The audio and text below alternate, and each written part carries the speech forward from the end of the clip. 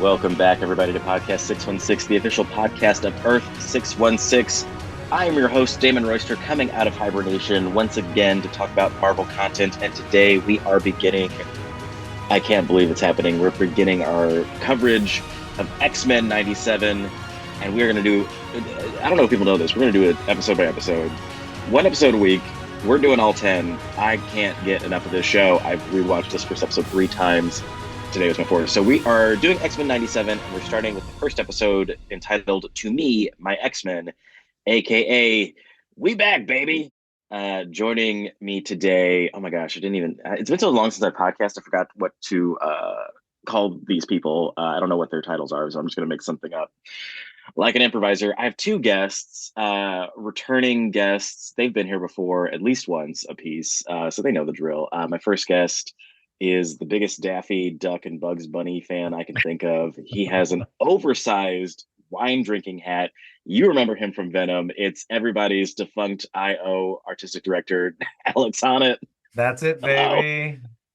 That's me. Very good content for the people who can't see my really cool Daffy and Bugs basketball jersey. But guys, I got it at Crossroads for $20. I can't believe it. I don't wear it. It just hangs from the rafters in my apartment in a spot of honor. Now, listeners, what I'm seeing is this jersey is hung up on a hanger with a big hat over it. It looks like a hanger's a rafter of the house. It's like an apartment rafter. You know what I mean? I don't have real rafters.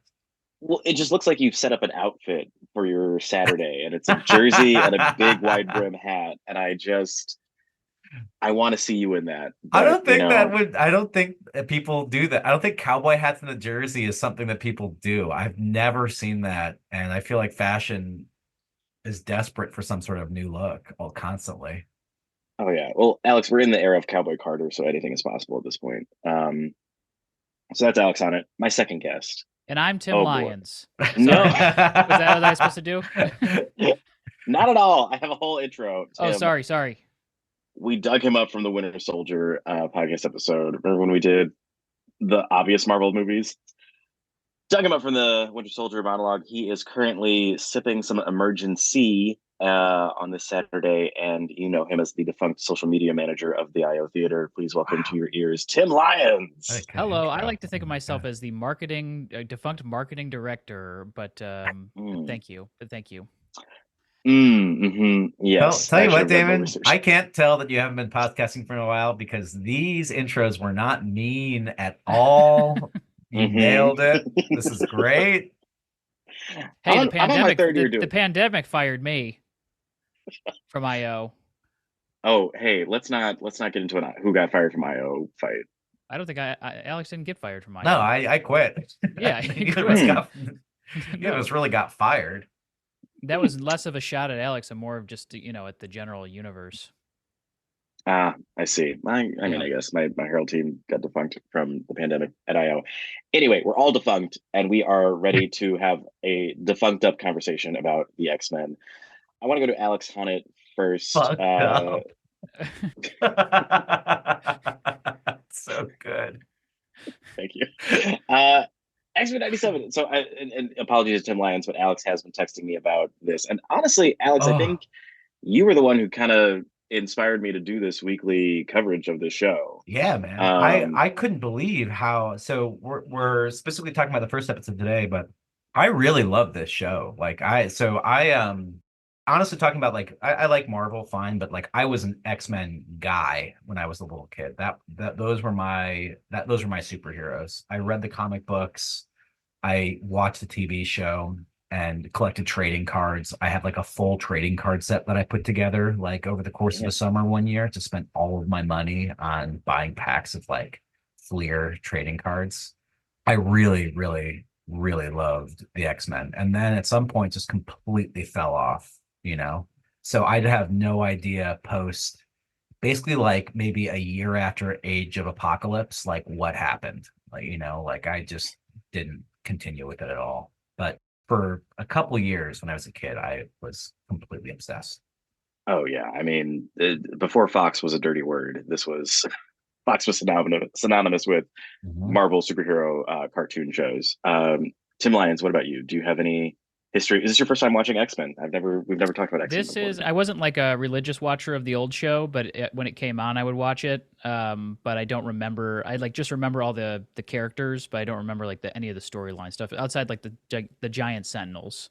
And I didn't really Yeah. get into like comic book reading until college. And my first like foray into the whole Marvel universe was the Civil War. And I remember Same. specifically like Wolverine's storyline, and remember asking myself, and this is a spoiler for the Civil War comic books if you haven't read them, but it's been a while, it's been long enough. But I was always Go like, for it. can Wolverine survive a nuclear blast? And the answer is yes. Wow. That's what I learned. That's what I learned from Wolverine's storyline from the Civil War comics. Important information. Yeah. And for me personally, at the time, I was they showed literally that- asking the question, and I turned the page, and it happened, and then he survived, and I was like, oh, cool. Wow. Yeah. And then I put the comics down, and I never read them again. Made a big impact. Yeah. Similar to both of you guys, I watched the show. I want to say I watched it religiously, but truly I didn't understand when it was on. I just was like, oh, it's on. I'll watch this. And I just always remember feeling like even the 90s version felt adult to me, just in terms of like the storylines, the continuity. They like really expected you to remember a lot of stuff. But I love the X-Men, and I love this kind of version of the X-Men because the movies are the movies, and they have to do their thing, which is highlight Hugh Jackman and Jennifer Lawrence as best they can, and that's that. But I really love like how soap opera-y the X-Men comics are, like this, and so I love the interpersonal relationships with them, and then also the political side of it is so amazing and cool to like see the connections between this world and our world. And I think this X-Men 97 show is definitely like highlighting that even more, given the political hellscape that we're in now. It feels like a ripe time to be going into the mutant struggle. Yeah, I think you're totally right, Damon. Yeah. And also 1997 was a great year for me. I just started third grade, and I was like, I moved to a new school, and I was like, let's see what happens. 97 through 99, peak Damon, honestly. Wow. All downhill after that. Well, you know who had it really rough was our pal Roberto. Wouldn't you know it? Right off the bat, captured by the Friends of Humanity, I believe they call themselves. FOH. FOH. Tim Lyons, Yeah. what's your read on these Friends of Humanity? Do you think like they're going to come around at some point? First off, I want to say that your mutant power is segues. That was perfect. Thank you. And secondly, I would imagine they come around again. It seems like, I mean, we're trying to keep it spoiler free, so I guess I can't really say much. Oh, I guess what I meant was come around like, can we be friends? Like, are they going to come around and like see our side of things? And... Oh, gotcha. No, absolutely not. I Okay, think gotcha. they seem like they got bad vibes. But also, I know very little about the lore of the show and the X-Men, so it's possible that people already know more than I do. But it seems like off a first episode of a first watch, they are in the bad guy. They're a weak set of bad guys, I would say, a kind of weak sauce, but. I think that they still have a part to play on the villain side. But that's like what's so fascinating and tragic about the X-Men is that like, I mean, that's the initial idea is like they're here to protect humanity, but humanity are the people that are like trying to destroy them. So it's like we can't just, send Cyclops to like blast them straight to hell because like, well, we're trying to live alongside humans. But what do you do when the humans form a coalition against you? With their fucking berets. Yeah, I was gonna say it's I know the show is still set in the 90s, but they look so people have do people even dress like that in the 90s anymore, like with the short jean jackets and the berets and like the weird t-shirts and stuff like that? They look like weird like strikers from the like late 80s or something like that, or like extras from I think the jean Warriors. I think the jean jackets and stuff were in the 90s. Yeah. They also all look of an age where they were youths in the 80s and now they're in the 90s, and they kept the same fashion choices. That's true. There's not a lot of young FOH people. Yeah. And I think that was one of the interesting things about them specifically is like they are showing like the kind of cartoonish level of bigotry like the sort of like Mhm. overt racism or homophobia or transphobia, whatever it might be, the fear of the other that exists so much that you view it as like an existential threat. And as a result, I think they seem so goofy, like Yeah. they just Yeah. are. It's like, what the fuck is your point? Like, you're afraid of being replaced by mutants? Like, okay, dude, like, I don't know what to tell you.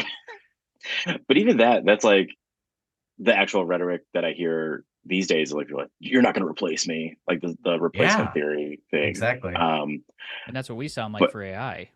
I bet AI thinks that about us, about artists and creatives. Just something to AI think are about. the fucking real AI. mutants Just right something to now. think about as we talk about, robots replacing us. Okay, Tim Lyons is absolutely pro AI. That's good He's to know. an AI No, I'm not. ally. I didn't say that. I didn't say. Don't You put words in my AI mouth. lover. Don't AI me. Don't make me say things I didn't want to say. Well, we should say Roberto. So he's in trouble with these Friends Against Humanity. Yes. Roberto is the mutant Sunspot, who unfortunately was in the terrible movie New Mutants. Don't watch that movie. Watch X-Men '97. But he gets rescued by the X-Men. Alex Honnet, who got your nipples hard with this entrance? You Who know, was like blasting your ass off? Because fucking I love a superhero Storm. intro. Storm is just like, she shows up and you sort of forget how powerful she is, but like the Mhm. idea of controlling the Very weather. OP. Yeah, big time. It's just like, oh man, this rocks. She shows up and just rocks everyone. Bishop and Cyclops and Storm kind of all show up to save them. Bishop again, sort of a B tier X-Men always in my mind, unfortunately. Like, Mm-hmm. although I think in Yeah. this episode they do a very good job of showing the ways in which his power is pretty useful, especially like awesome combos and stuff like that you can do. Um, Hmm. but they kind of bust in, and it turns out the Friends of Humanity have all this Sentinel technology and these arm blasters they're using to try to like bust people up. But the X-Men make pretty quick work with that, which I thought was pretty, it's nice to see this show kind of like get the action right about like the ways in which they can use their powers specifically so quickly. It's like they're instantly being like, oh no, don't worry, we get this. We're not just like fucking around here. Like, here's what's going Yeah. on. Do we think that Bishop's powers have even become less interesting because of how much like multiverse time travel stuff has been in the movies and like in the zeitgeist of basically the entire Marvel cinematic franchise? Does it feel like lesser than because we've seen it so much, like on Now, film specifically?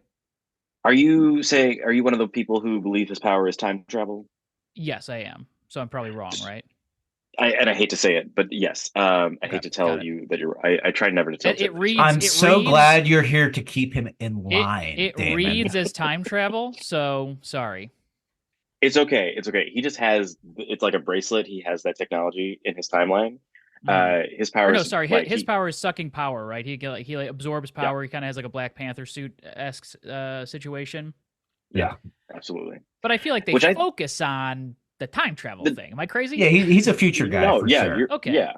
And I think the original cartoon barely showed him doing that power absorbing thing because in the Hmm. cartoon, the original series, I just thought he just blasted guns all the time. Like Yeah. he's just and he had that like weird thing on his eye. He had the thing on That his eye, and like he had like the that crazy ribbon. cool sort of like Jerry curl haircut, which was like rad Uh-huh. back then. I Oh thought that yeah, was that was actually cool. really cool. Very much what was the guy from Star Wars? Lando Yeah, Calrissian he's kind of Lando energy. coded for sure. Lando Big coded. Big Lando energy. And so speaking to the action, and I think I said this to you, Alex. I've been telling everybody, but now I'm on mic. I'm going to say it again. Fucking Cyclops, Scott Summers, aka Cyclops, his his fight sequence in here and his epic landing were so cool. But I saw a tweet from one of the artists of the show, and he said that he based Cyclops's fighting style off of the Marvel versus Capcom video game. And I Mm. was holy shit. I forgot about that video. Like you could like why aren't we using that video game to like base our That's fighting stuff really off Yeah. smart. What a Yeah. dynamic. The animation is already Yeah. there. Now just implement it in a different medium and boom. Yeah, Oh he yeah. was And more badass than I remember him ever being ever in anything I've ever seen him in. Much more dynamic. Absolutely. Yes. much Yeah. more. I think it's like a conscious choice because also Wolverine very in the background. And we're doing this spoiler free, but like Mhm. uh there hasn't really been a Wolverine plot in the show so far. Mm-mm. Because Yeah, I think they realize. him and Beast were almost kind of similar builds and body types, and kind like they were on the basketball court later on, and giving same body energy. Oh yeah, I want to dedicate a whole segment to their workout outfits. Woo. Yeah, when Actually, Jean Grey shows up and she's pregnant, and that like, or I guess that I thought that one was pretty wild. That looked mhm. like the old I don't know. It's just sort of like, wow, this feels like she's Very super 80s pregnant. workout Yeah, video. Yeah. very big, Yeah, very much so. Or But 90s workout video. Gambit's yes. beignet cooking outfit was fucking rad, dude. Yeah. That wearing Fucking crop crop top summer tops. all over again, and like he was really, he's really bringing it. I'm not a Gambit girl. I know that there are people who are Gambit like girly. hardcore for Gambit, I'm happy for them. Like I'm not against Gambit, but the eyes freak me out. I don't his like black eyes, little red dots in the center, terrify Mhm. me. Well, I gotta He say, looks good. He looks good. the thing about this show in general, and we're sort of like loosely going through the episode, obviously, but what has really, and I think the first episode is a great example of this. It's not a super long show. It's not only a half-hour animated show, but there is no wasted line of dialogue, action, frame of animation aside. Everything is illustrating about something about the character, not just about who they are, but also what they're insecure about, what their wants Hmm. are, what their needs are. Like I'm with you. Like especially in the '90s show, Gambit just sort of felt like the surrogate, like badass kind of a thing. And it's like Mhm. we have the Hmm. people who are badasses, and then we have the people who are like sort of like nervous Nellies. And Yeah, then yeah. you sort of flesh that dimensions here and there, but that's sort of like the general thing. And this out the gate, everyone has like a much deeper, richer personality and a much deeper like personal life, interpersonal life, and then the interpersonal thing between the characters. Like everyone has this different relationship just kind of seeing matched up throughout this thing. That's so cool. Like, Mhm. Oh so yeah. I am maybe wasn't a Gambit Hurley before, but now I'm starting to feel like a Gambit Hurley. You know what I mean? Mm. Like this guy Hmm. fucking rips. He's ripped. He rips and he's ripped. He ripped. Is ripped. Damn. Um, yes. So we get this. Yeah. I guess this would be a time to talk about all the characters because I feel like we're at the point where like they've taken Roberto back to the X Mansion and Mhm. like we're kind of just getting this. I will. I mean, it. Yes. There's not a moment wasted. It felt very exposition-y, but I'm like, what else could this be? Like we're bringing Yeah. back this show. It Mhm. has to be like, oh, the professor's dead, and now we have to take over for him. And oh, we're a Mhm. school, don't you know? Like there's a lot of Mhm. like catching up. Tim, who was catching your eye on the X team in this? We're back from X-Men '97. We talked about Gambit. Was there anyone else like who's really popping off the screen for you? I've always been a big Rogue fan, and Our girl. I still am. So I think Rogue for me was popping off. Who do we have? We had Cyclops, Rogue, Gambit, Jean Grey, Wolverine showed up, Beast was Storm. there, sing a little Mozart. I did like that when they walked into they were like all kind of in their just casual Sunday gear, went in the kitchen, and then when they all Hmm. walked into the infirmary where the Roberto was, everyone was like back in full costume again. I was like, oh, cool. All right, so we're just back. Yeah, just to make sure we know who everybody is. That Yeah. that was very eye catching to me. I was like, interesting. Maybe just easier to animate, or I don't know. I always thought it was like you have to be in uniform if you're going to be in the Oh, official and the secret, guy. Yes, that's where the they change. underground Yeah. area. Yeah. Hmm. We got to talk about Roberto. He might come into play later in this episode of our episode. Roberto, New Mutant. I liked the parallels they had with him and Jubilee because Mhm. the first episode of the original X-Men was when Jubilee was getting attacked by Sentinels, and she comes into the X-Mansion and meets everybody, and now she gets to be that for this new young mutant. Alex Honnet, do you liking Roberto? You liking that spoiled rich kid No, not energy? really. He's just kind of a boring surrogate at the moment, you know. I Hmm. think they're using him to kind of go through the lens of someone who is sort of I mean, to me it feels like he's kind of closeted, to be totally honest, of like this thing. He's not really like willing to Ooh. embrace his power or like Hmm. broadcast that to the world. Like he's kind of created a life where he is not able to fully be the most real version of himself, but he sort of embraced that, and he's doing that because of familial pressure, societal pressure, all these sorts of things. So he sort of just lives life in the margins, like projecting this version of himself to the world. It just doesn't feel super compelling, as like interesting as that is, you know. It's just like to see someone not fully embracing themselves in that way, and especially when you're faced with all of these like out and proud mutants, if that makes sense. You know. I want the listener to know I'm furious that Alex made that accurate assessment. Posited. Well, I there is I didn't say it first, but that is exactly what it is. Okay. And I that's was the thinking it too. Great, I Alex. was thinking it too. That's yeah. what's so cool about the show, and why I think this is like resonating so much right now, is that's the sort of stuff they're exploring, you know, is this like these larger fundamental things that are happening, you know. And I think it's so cool. Yeah. And oh my God, I know I imposed the no spoiler rule, but it's really hard for me. But like, So don't do it, David. Come on, don't do it. No, You have to I be can do strong. this. I can do it. Oh. It's a I podcast. think You can as also cut this- it out if you spoil. Thank you. Yeah, Michael, be on watch. Michael, you're on watch. Get a bleep noise in there if I go too far. I think where the series is going, I think, because I think you're right. Roberto is like, his whole thing is like, why do I need to be out and proud? I look, you know, it doesn't show. He's not blue like Beast or anything. And he doesn't have the rogue situation where he can't like even be physically near people without covering. So he's like, I can just live my life and not have to proclaim myself as a mutant. But I think as things go on with our friends of humanity, it's going to become harder and harder for him to like keep that inside, which is so interesting. Okay, I love that. Cool. Any thoughts about what I just said? No, I completely agree with you. I think, you know, we're supposed to kind of be annoyed with him right now. We're supposed to kind of be a little like, this fucking rich kid. Of course, he doesn't have to do any of the things. Like, I'd love to see it if he had like, if he looked like Morph or something like that. You know what I mean? If like his default thing was like theirs, like that could be, it would just be totally different. But he has all the money in the world, and doesn't have to, you know, kind of embrace his mutant self. So he doesn't.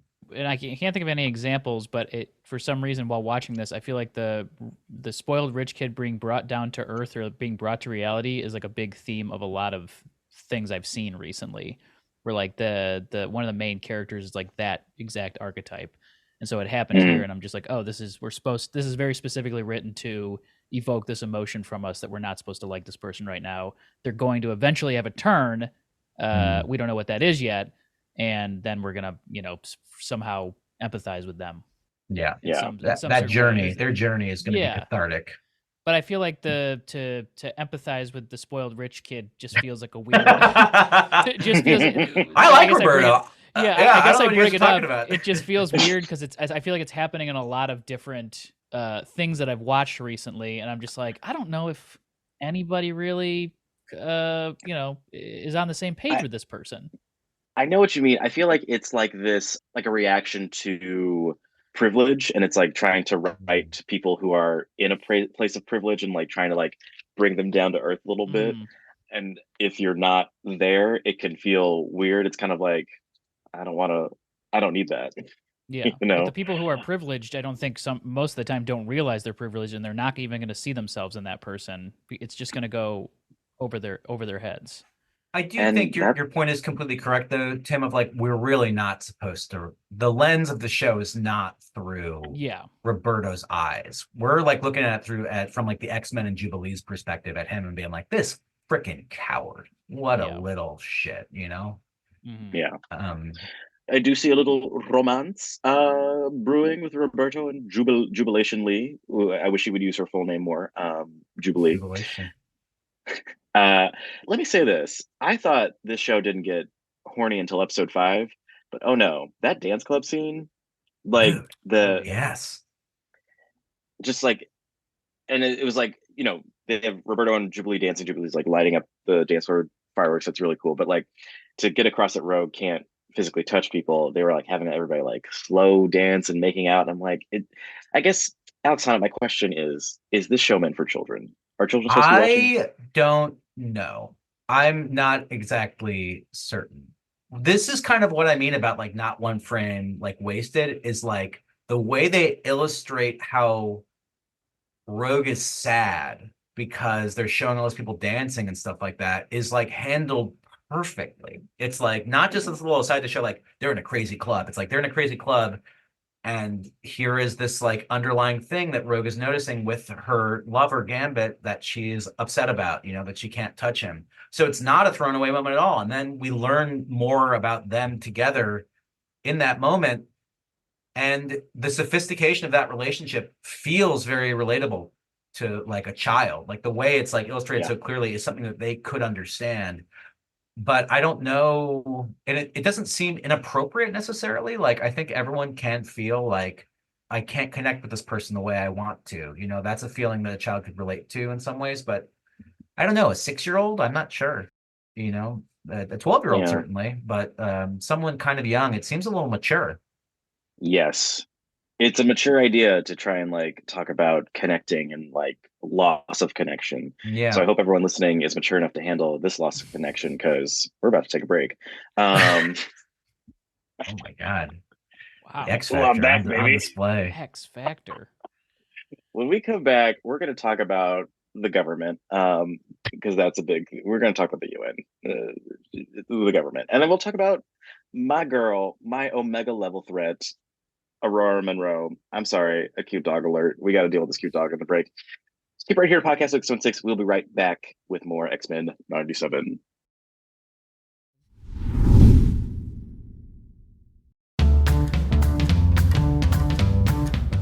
Hey everyone, this is Don Mike Mendoza, the host of Producing While Asian. Join us in Season 2 for more conversations with actors, artists, producers, and more from Broadway, Hollywood, and beyond, every other Wednesday on the Press Play Podcast Network.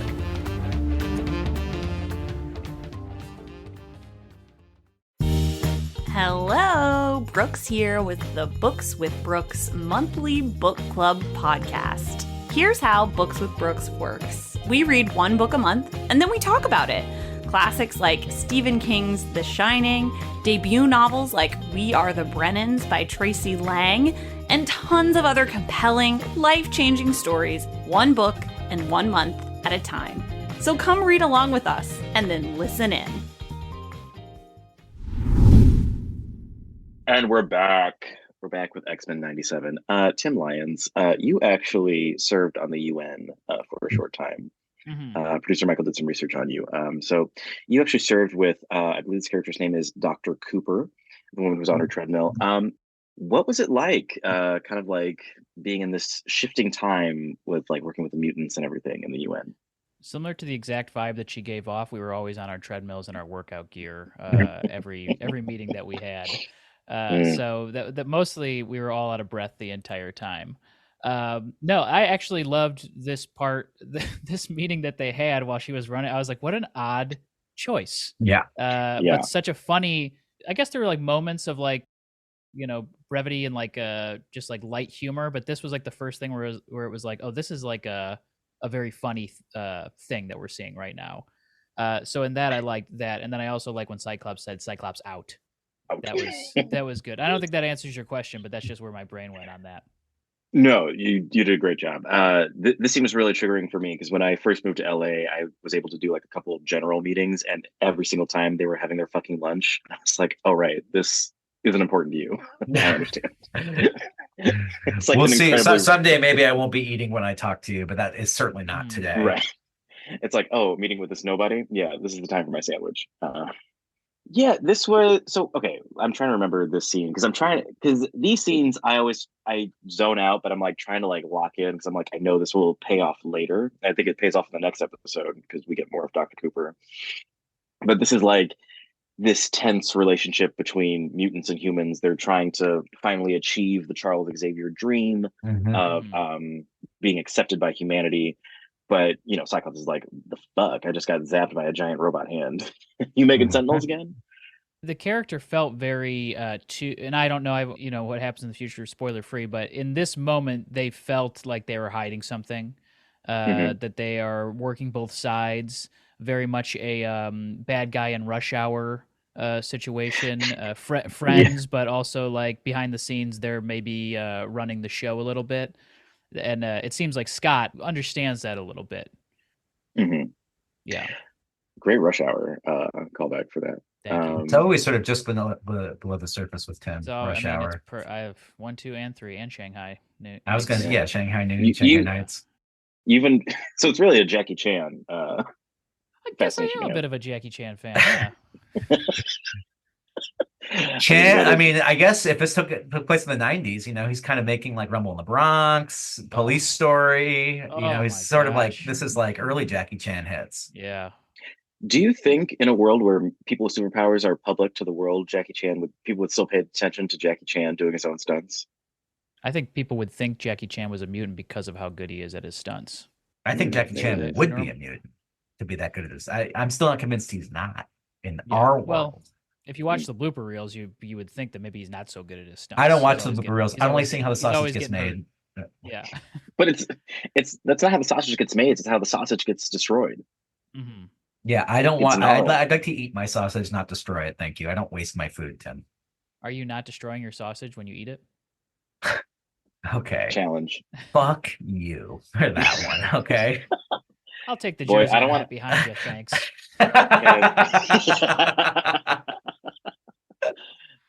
He's coming It's for like coming for the crown, the wine hat.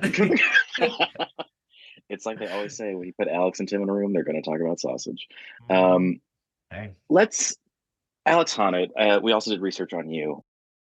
You were in the prison cell next to Mr. Gyrick when Jean Grey invaded his mind. Did you get a little bit of that psychic energy on you, or like what was that like that day when you were? I did.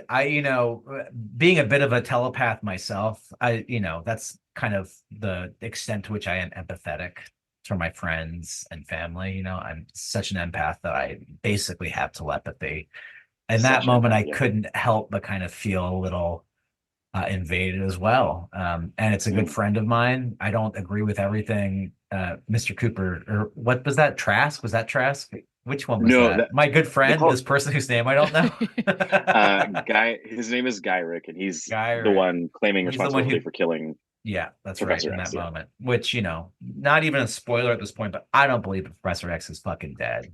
Come on, let's be real. That's a prediction. Hard pressed. Yeah. Mm-hmm. I even think, not to interrupt this amazing story you're telling, Alex, but I even think in the last episode. Thank you. I did. That was all I had. I was going to make. That's why I didn't improvise my answer, because I had nothing. Yeah. I felt the improv trap coming. I said, absolutely not. I'm not going to improvise here. I'll let him just I'll step in the bear trap, get my ankle stuck in it. Let's see how it goes. For any future guests of this podcast, because mostly my friends listen to this, you don't have to improvise. And these are two vets, and that's what I respect. Look at how good they are doing. Unless I'm getting paid, I ain't improvising, baby. Not anymore. Hey, you're not getting paid for this? Wait, what? Should I have asked? No, shut up, Alex. But I was gonna say, I do think in the last episode, I have not gone back and watched the last episode of Original X-Men, but I think Professor X was saved. I do believe that is canon. Yeah, he got brought to space by the Shi'ar. I mean, what I did, one thing I actually would recommend if someone, you probably made it this far, but before this started, I sat down and watched a YouTube video that was about 30 minutes long that explained every episode of the actual 90s series, not a long time on every episode, but they went through everything, and it really gave me the context I needed to like jump right into this in a great way. Yeah. So yes, he got taken to space by the Shi'ar, by his alien queen girlfriend. Nice. I wonder when we'll see that. Great. Not sure what he's saying. I'm not saying anything. I don't have any figures. But I want to talk about this kind of psychedelic dream sequence we get with Jean. She like goes into this man's mind to kind of like figure out where the Sentinels are, which again, in this effort to make Cyclops cool again, he's like, I'm not the professor. He'd be much nicer. But have you met my wife? Yeah, and that she's was like cool. in his fucking head.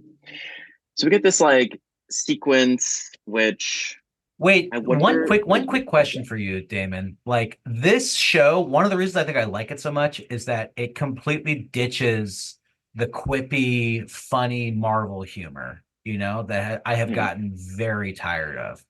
And it's replaced it with like really cool, badass 90s action one-liners. You know what I mean? Yeah. Like we get like one or two of those an episode and they rip. They feel very good. Yes. They do. And they feel really good. I think because it's animated. Yeah. Perhaps is why it plays so well. But I'd love to see it make a comeback in the movies a little bit. But the problem is like you see them in the movies and they say it, and then like everybody cheers and it feels corny. Whereas this is like, yeah. I mean, I will say this episode did feature Rogue ripping off the head of a sentinel and tossing it to another sentinel and saying, "Heads up." Yep. Sign me the fuck up. That's good. That's so we're pro that. Okay. So Jean enters Gyric's mind and just sees this vision of death. We see tombstones. We see Master Mold with green light blasting everyone straight to hell. I hope that doesn't happen. Yeah, me too. Next. Yeah, I also hope so. Yeah, I also hope that doesn't happen, Damon. Next. I like these sort of psychedelic moments, and I felt like this was really, really well. Yeah, I don't know. It's sort of an excuse to just like, do a weird dream sequence, and they nailed it. It felt pretty cool, and that leads to them basically flying to the Sahara Desert. To the Sahara Desert, where we get like another extended action sequence. I feel like I know of like Dark Phoenix so much, and so anytime I feel like that when Jean puts the thing on, like I always just think that's what's happening. Like I'm always she's turning into the Phoenix again. 100%, and that's only because that's just me. That's because a lot. That's you're because you're Phoenix pilled over here. Yeah, I'm Phoenix pilled big time. Just like, oh, here it is.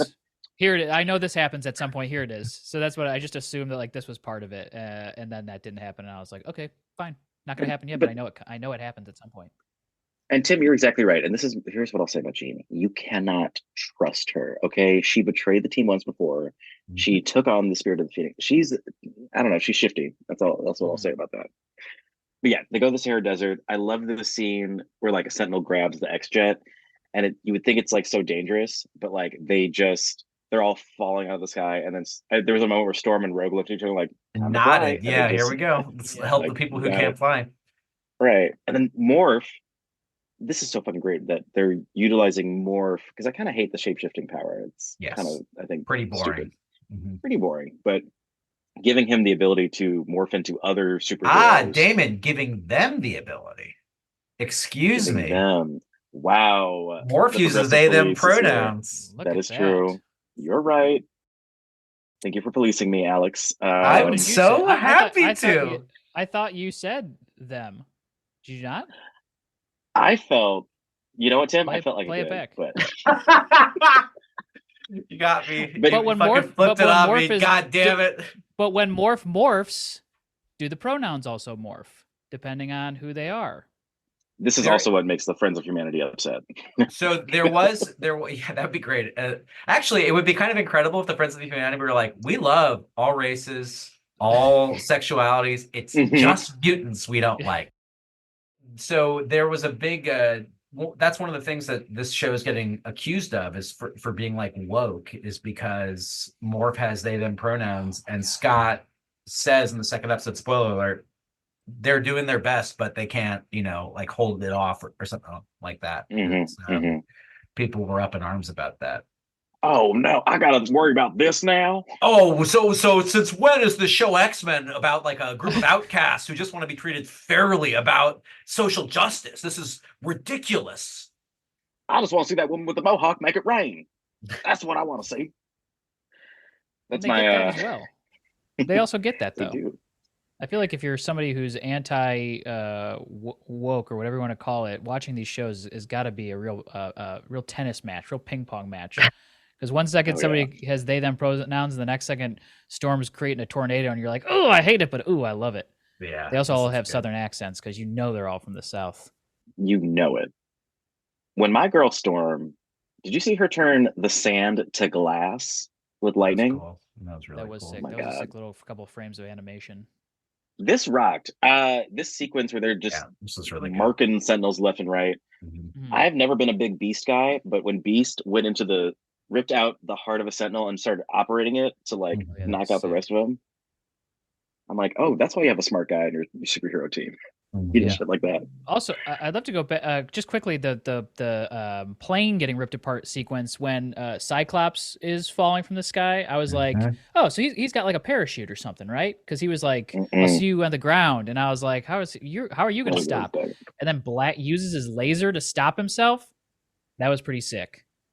This was That was pretty actually, sick. I saw a clip of this on Instagram because initially I was basically like, God, do we really need this? Like a reboot of this sort of nostalgia thing? Like this is like, this Mhm. just feels so lazy and stupid. And then I saw this segment on Instagram video and was like, this is inventive and cool. And they Yeah. clearly understand the characters in a way that like none of the movies really have, you know, like Yeah. in terms of like what they can do with their powers and stuff like that. So maybe I'll give it a shot, and was incredibly pleasantly surprised Yeah. from the get-go. And you get your first tableau, I think, at this point in the show. Ooh. Am I using that word correctly? I think that's what it's called. I believe you are. Yeah, when the team's all together. Yeah, when they pose and And they, everybody like, has their very specific positions that they stand in, and he gives the and line. Rogue just He says the name of the episode to me, to my X-Men. And I'm just going to zip to the end because he wasn't the only one to say that. We got to give space and time for that reveal. So they trash the Sentinels. Dr. Cooper's like, yeah, sorry, I forget. Thank you. You saved us again. Sorry, X-Men. My bad. I'm just a human person. They go home.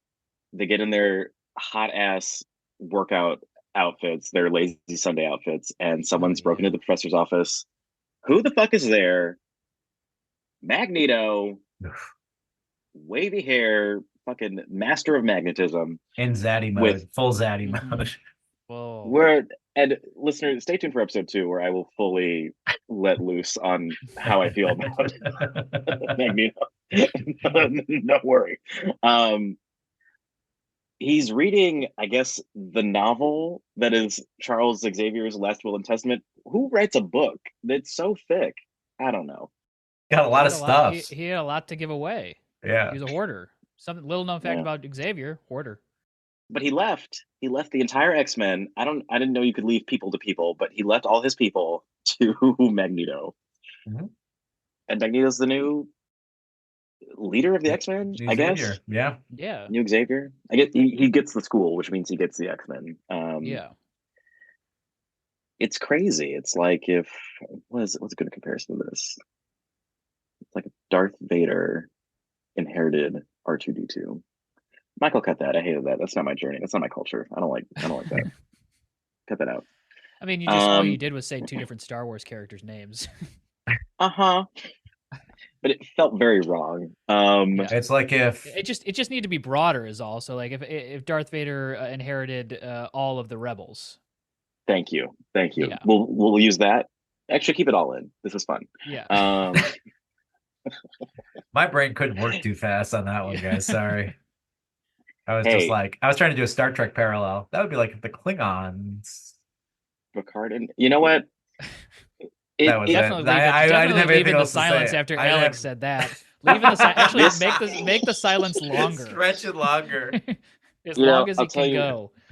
You know what? I think it's hard because that's a game we don't play on Podcast 616. The game we play here on Podcast 616 is Fuck, Marry, Kill. God, once that again, ability of yours. It's powerful. With time, my ability to segue has grown.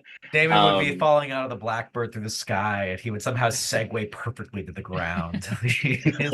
A la Cyclops' eye beams. Yeah, I don't fall. I segue to the ground. That's, on a little Segway, and then he rolls away. Segway scooter.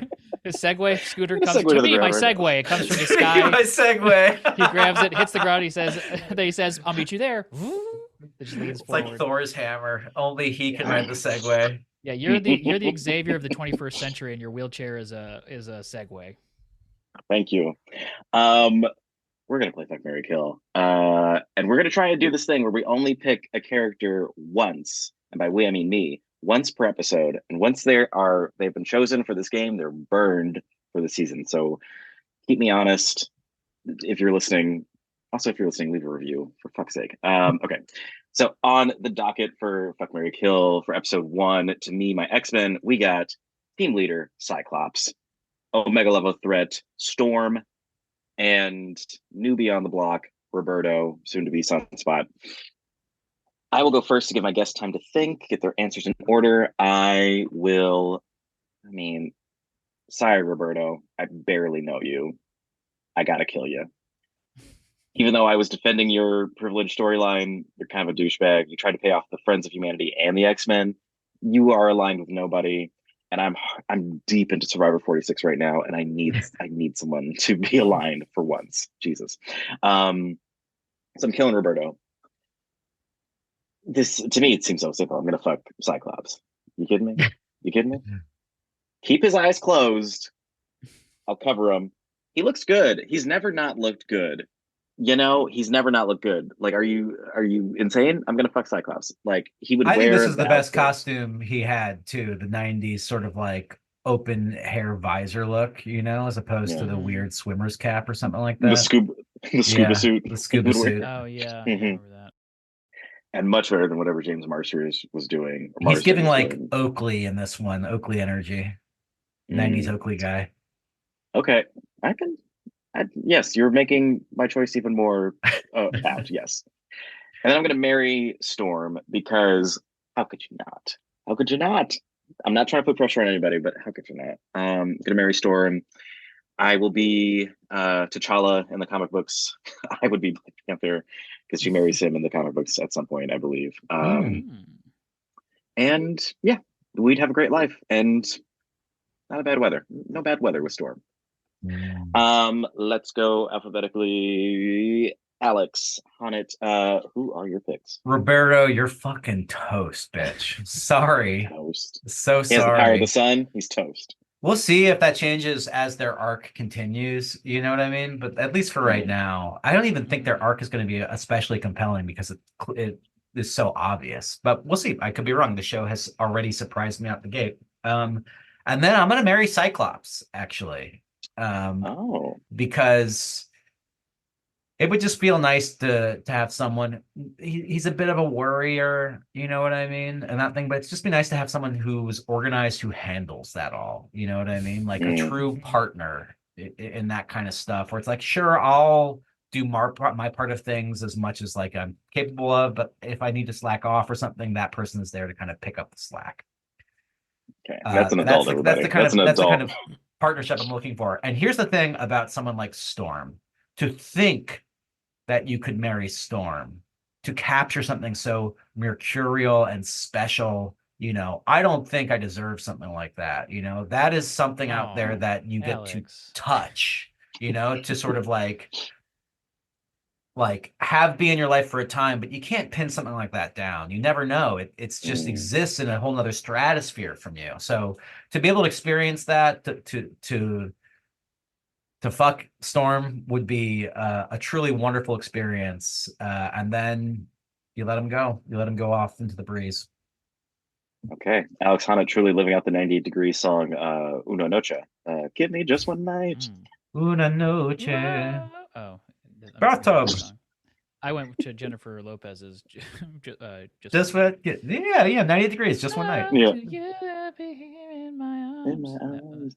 Waiting. So Tim's waiting for tonight. I'm waiting for tonight, and waiting for my turn, which I'll take right now.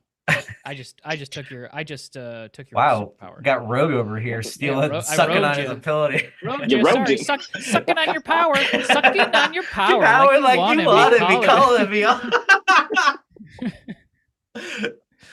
I think if I were in my 20s and I was a little party boy still, I would maybe think about fucking Roberto. But like the two of you, I'm also going to kill Roberto. Pretty boring stuff going on there. Nothing really doing it for me. I think I would also fuck Cyclops myself. And I think if this is a hypothetical, then I guess I would also give myself powers, and maybe I'd give myself powers that are perhaps equivalent to Storm, so that we could be a bit of a power couple. So maybe she controls the weather. Maybe I'm a weatherman or something like that. I'm the weatherman. Just something You simple can- like that. you- Just something fun and simple, like I'm the weatherman, or maybe I just get to be a weatherman in the X-Men Yeah, universe. I think It's kind of wow. something I'm And you interested said you wouldn't improvise this episode, but you just created this incredible I guess Look I at kind of that. just created. Yeah, I guess let's see a scene where I'm a weatherman. This is not No, improv, Dan. No. maybe I control, something with the universe, something, I don't want to give myself better powers, but something equivalent, where when we come together, yeah. it's electrifying. David, And I not just want to just, flag that this would be a very good this little series question about what would your mutant power be, specifically. Like I think that could be a really fun idea to explore at the end of these episodes after Fuck, Marry, Kill, perhaps. Yeah, TM I like TM it. on that. I love. Yeah, well, I love stealing the ideas, Tim, Alex. the Tim idea. Yeah, the TIM. The TIM. TIM. I didn't really give a great superpower. I would love more time to think about it next time. Maybe Yeah. I can control the universe. I guess I'm the weatherman, and my power is whatever Storm tells me she's gonna do. That's what I I think- tell. That's what I relay to the people. So we got Weatherman. I've got Segways. I guess Alex, since you brought it up, what superpower would you? What's your mutant power? Good ideas, apparently. No, Alex is And the there it wine is. boy. When he puts his little wine hat on, he knows little wine every hat. single thing about wine. I'm Bacchus, the Bacchus boy. What? So are we asking are we asking the question, Damon? What would my power be? Please, I'm asking the question. What would your power be? I used to think about this a lot when I was a little kid. I had a very active imagination. I would walk around thinking about mutants and like what I would want my power to be, all these sorts of things. And I was obsessed with Angel, the X-Men yeah. who had the wings, specifically Archangel, because I thought having the metal wings would be really sick. But it Yeah, turns even out the though metal that- wings are incredibly painful and sort of Yes. ruined Archangel's life. It's kind of Which- a torture thing. Yeah. Yeah, I didn't really understand that at the time. It was sort of above Mhm. my head a As little bit. kid, yeah. So maybe not the best thing, but I think it would be fucking sick to be able to fly. That would be my choice of a power, which is such a cop-out power, but that's what my 10-year-old brain thought. Nice. Tim, do you want a chance? Or are you going to stick with Weatherman? I think I shot myself in the foot with the weatherman thing. So I'll stick with the weatherman for now until I'm back on the episode in the future again. If I'm allowed. Your power could be you survive shooting yourself in the foot. Yeah. Oh, Yes. That's But only the That would be foot. great. Only the Yeah. foot. Anywhere else, I you'll do have be a quick. killed. I do have a quick follow up to the flying thing, Alex. When you picture yourself flying, do you picture yourself as weightless, or that flying takes something out of you? Like when you take off flying, do you still feel the weight of your body as you might if you were to jump into the air or something like that? Or do you feel like flying it's like almost like a flexing of a muscle?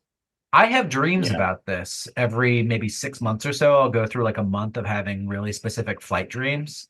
And in those dreams, it's this strange thing. It is like a weird, like metered exercise of like, sometimes I can jump and fly very, very well, and it's good. And sometimes I just can't get it right. There's like a technique or something going on, or like some sort of internal metric I'm not quite meeting or something like that. But it's not sort of like unencumbered endless flight. There is like something to it. There's some sort of like gauge I have to understand or like figure out inside. Yeah, you got to get enough XP to get your flight.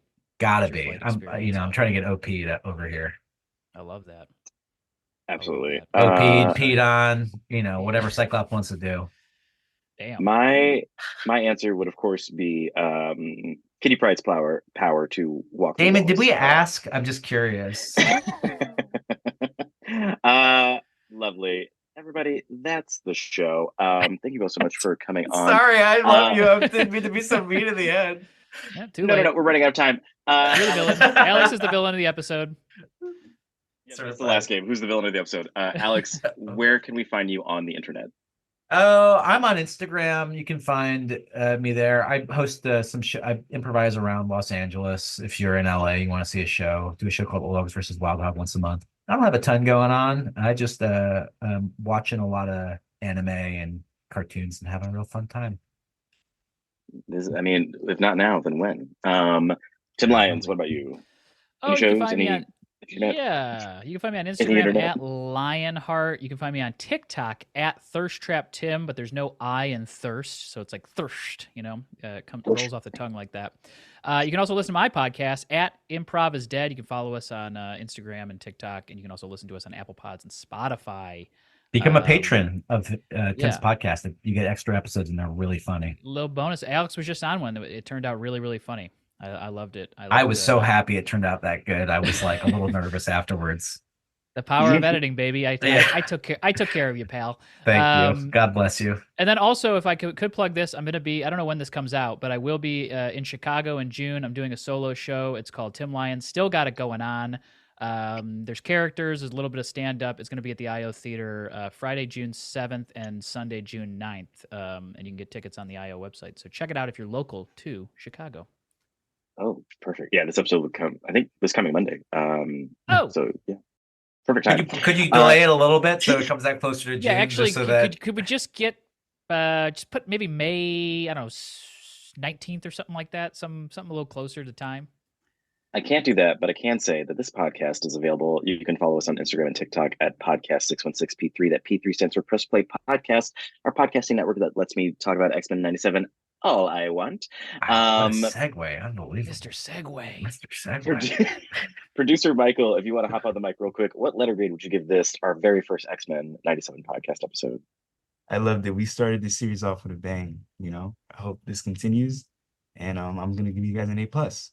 Whoa! Yes, I still got it. Thank you, Michael. Thank you.